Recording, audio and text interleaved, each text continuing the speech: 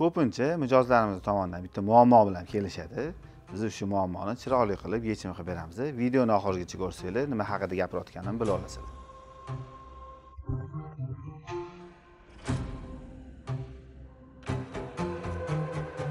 Ko'rib turganinglardek, hozir MMM Mebel showroomiga kelganmiz.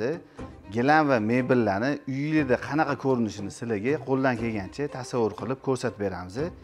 Xohlasanglar neo klassik uslubida, xohlasanglar klassika, xohlasanglar high-tech uslubida gilamlarimiz va mebellarimiz bor. Bemalol do'konimizdan kelib xarid qilsanglar bo'ladi.